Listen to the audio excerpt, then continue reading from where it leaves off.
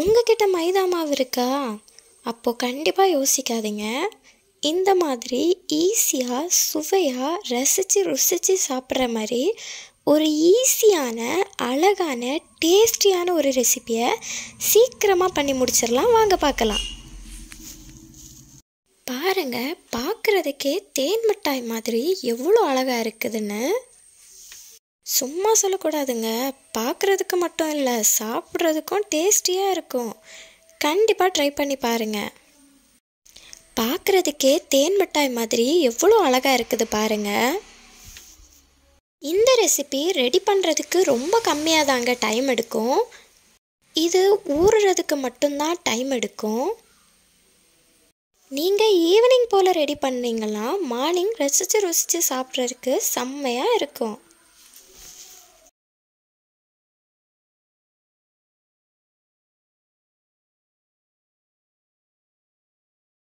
எவ்வளோ ஜூஸியாக இருக்குது பாருங்க.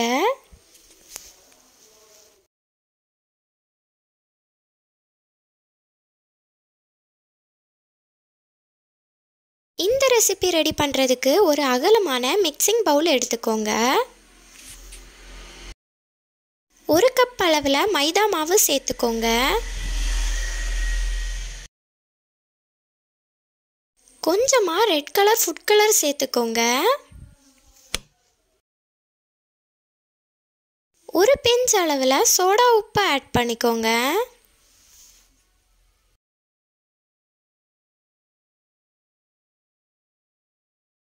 கொஞ்சம் கொஞ்சமாக தண்ணி ஆட் பண்ணி சப்பாத்தி மாவு பதத்துக்கு நல்லா பிசைஞ்சு எடுத்துக்கோங்க.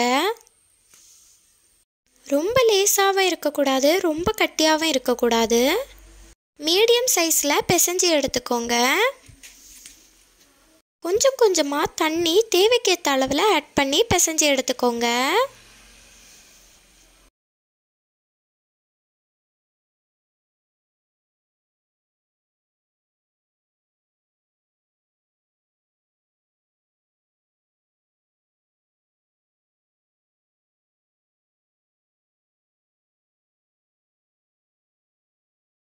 பாருங்க, இந்த அளவில் நல்லா சாஃப்டாக பிசைஞ்சு எடுத்துக்கோங்க.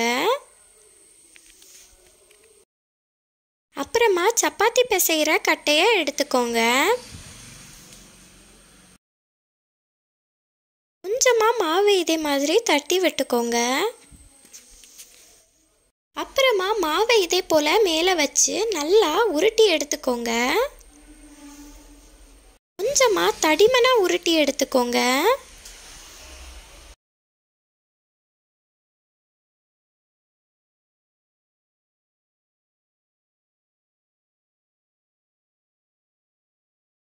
பாருங்க, இந்த அளவில் நல்லா பெர்ஃபெக்டாக உருட்டி எடுத்துக்கோங்க. அப்புறமா நான் ஷேப்பாக கட் பண்ணுறதுக்காக ஒரு பாட்டிலோட மூடியை எடுத்திருக்கேன். உங்ககிட்ட மினி ரவுண்ட் ஷேப்பில் ஏதாச்சும் இருந்துச்சுன்னா நீங்கள் அதை கூட யூஸ் பண்ணிக்கலாம்.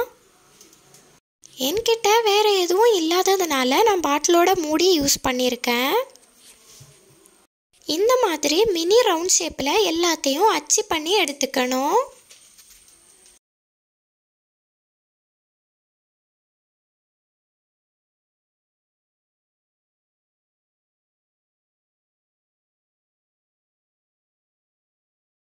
பாருங்க, இந்த மாதிரி மினி ரவுண்ட் ஷேப்பில் இருக்கணும்.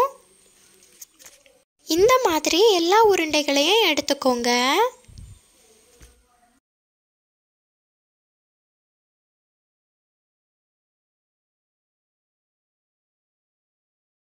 ஷேப்பாக எடுத்ததுக்கப்புறம் மீதி இருக்கிற மாவை வேஸ்ட் பண்ணாதீங்க.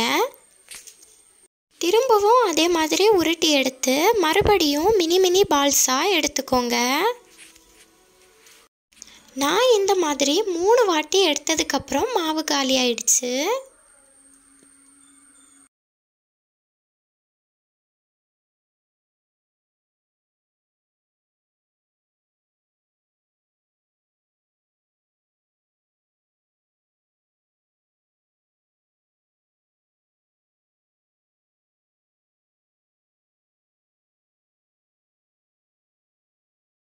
அப்புறமா அடுப்பில் ஒரு கடாயை வச்சுக்கோங்க. அந்த கடாயில் 1 கப் அளவில் தண்ணி ஆட் பண்ணிக்கோங்க.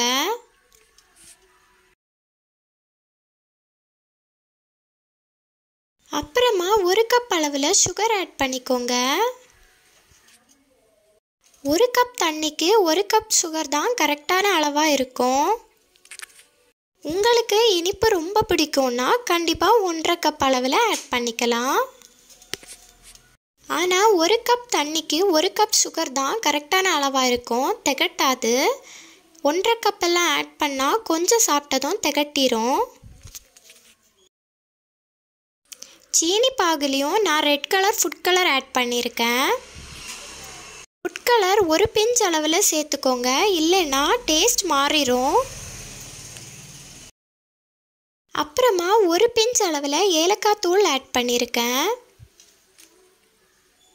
உங்ககிட்ட ஏலக்காய் முழுசாக இருந்துச்சுன்னா அதை கூட ஆட் பண்ணிக்கலாம். இப்போ எல்லாத்தையும் நல்லா மிக்ஸ் பண்ணி விட்டுக்கோங்க.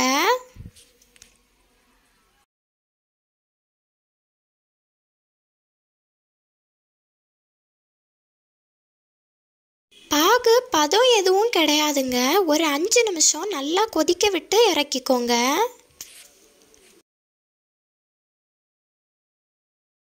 சீனி பாகு கொஞ்சம் நேரம் ஆனாலும் இறுகாமல் இருக்கிறதுக்காக நான் ஒரு 1/2 டேபிள் ஸ்பூன் அளவில் எலுமிச்சை சாறை ஆட் பண்ணியிருக்கேன். உங்ககிட்ட எலுமிச்சை சாறு இருந்துச்சுன்னா கண்டிப்பாக ஆட் பண்ணிக்கோங்க. அப்போந்தான் கொஞ்சம் லேட் ஆனாலும் சீனி பாகு இறுகாமல் கரெக்டான பதத்தில் இருக்கும். அப்புறமா இன்னொரு கடாயை அடுப்பில் வச்சுக்கோங்க. கடாய் நல்லா சூடானதுக்கு அப்புறமா தேவையான அளவில் எண்ணெய் ஆட் பண்ணிக்கோங்க. அப்புறமா நாம் ரெடி பண்ணி வச்சுருந்த உருண்டைகளை ஒன்றொன்னா ஆட் பண்ணிக்கலாம்.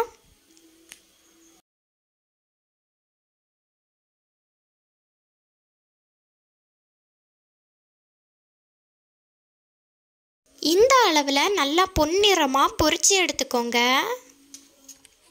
இப்போ இன்னொரு பாத்திரத்தில் மாற்றிக்கலாம்.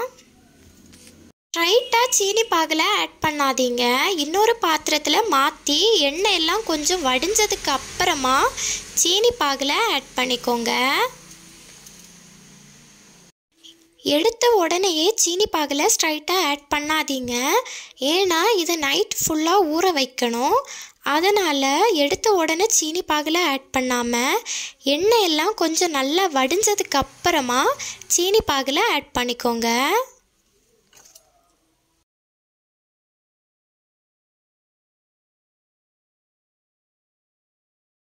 இப்போது எண்ணெய் எல்லாம் நல்லா வடிஞ்சிருக்கு பாருங்கள். இந்த டைமில் சீனி பாகில் ஆட் பண்ணிக்கோங்க.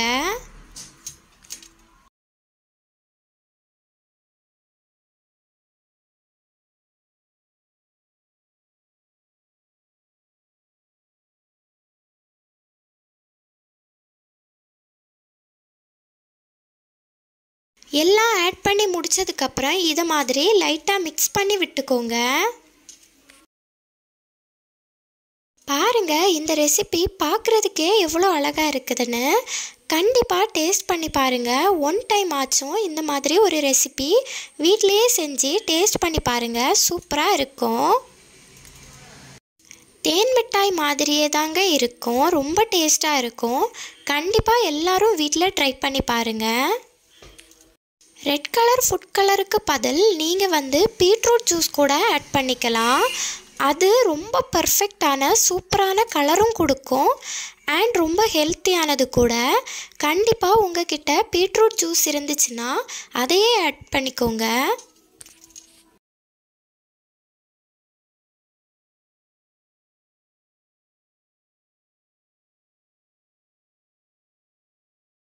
கண்டிப்பாக எல்லாரும் வீட்டில் ட்ரை பண்ணி பாருங்கள். வீட்டில் ட்ரை பண்ணி பார்த்துட்டு எப்படி இருந்துச்சுன்னு டேஸ்ட்டை கமெண்டில் ஷேர் பண்ணுங்கள்.